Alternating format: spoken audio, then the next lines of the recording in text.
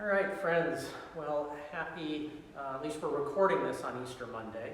It's not Easter Monday, probably when I'll be posting this, but I am here in a different sanctuary. This is Sanctuary at Fleming Road, United Church of Christ, just a little ways from my house, where a good buddy of mine, Rich Jones, is pastor. Rich is the guy sort of in the shadows over here on the side. Just sort of bringing in some other voices and other thoughts along the way. And so I'm grateful for Rich, who's been a big part of my journey of faith. And so we're going to be looking at Psalm 27 today. And so Rich will be reading that for us. Good afternoon. It's good to be with everybody. And just so you know, we are maintaining our physical distance between us. Psalm 27, a triumphant song of confidence of David. The Lord is my light, my salvation. Whom shall I fear? The Lord is the stronghold of my life. Of whom shall I be afraid? When evildoers assail me to devour my flesh, my adversaries and foes, they shall stumble and fall. Though an army encamp against me, my heart shall not fear. Though war rise up against me, yet I will be confident. One thing I ask of the Lord, that will I seek after, to live in the house of the Lord all the days of my life, to behold the beauty of the Lord, and to inquire in God's temple. For God will hide me in God's shelter in the day of trouble. God will conceal me under the cover of God's tent. God will set me high on a rock. Now my head is lifted up above my enemies all around me, and I will offer in God's tent sacrifices with shouts of joy. I will sing and make melody to the Lord. Hear, O Lord, when I cry aloud. Be gracious to me and answer me. Come, my heart says, seek God's face. Your face, Lord, do I seek. Do not hide your face from me. Do not turn your servant away in anger, you who have been my help. Do not cast me off. Do not forsake me, O God of my salvation. If my father and mother forsake me, the Lord will take me up. Teach me your way, O Lord, and lead me on a level path.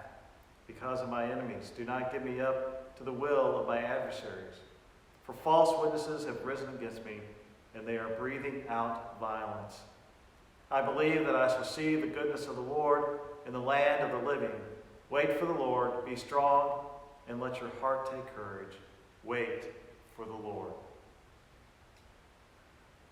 Our poet for today is Leighton Williams.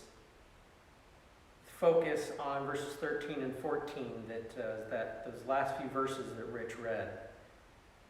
The poem is entitled Hope for the Here and Now.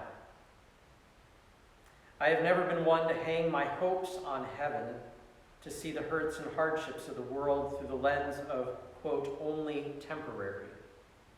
You have given this world to us and us to it for some stretch of time, surely to be more than a waiting room.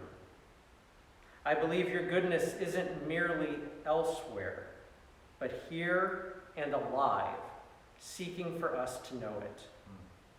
Though I confess that I grow weary of this life and place, so marred with scars and fissures, tangible and not, urging and creeping, I cannot quite imagine healing, wholeness.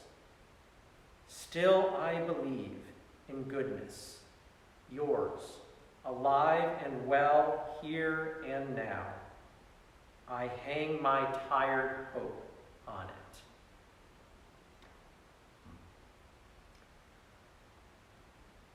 What spoke to me, obviously, is the poet emphasizes with that last part, is I believe I shall see the goodness of the Lord in the land of the living. That it really just is this whole thing of that it's not just something that is out there in a life beyond this one, but is what that goodness is here.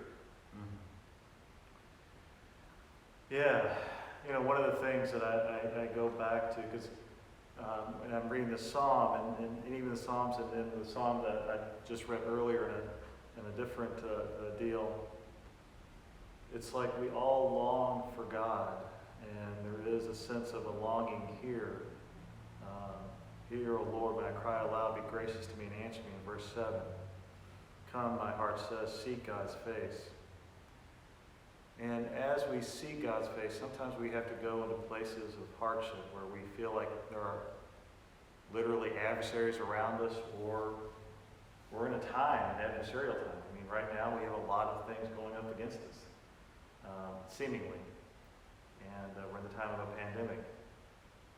And yet, as we continue to embrace the moment of where we are, and as we go deeper and ask some of the questions like the psalmist does and like the poet does, we find that there is a goodness even in the midst of hardship, struggle, suffering.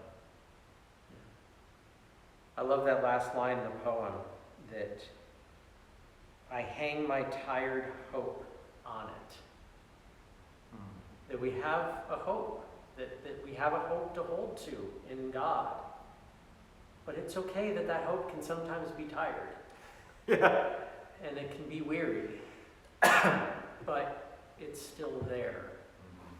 And to me, if it's tired, that means it's a hope that's being used and a hope that's being worked out. And I pray that in whatever time you are feeling right now, or whatever place you are feeling right now, that you can find that hope and that goodness in the right now, and hold to that promise that is there at the end of the psalm. We believe that we shall see the goodness of the Lord, not just sometime down the road, decades, years, days, whatever it might be for any of us, but believe we shall see the goodness of the Lord now in the land of the living. Grace and peace be with you this day.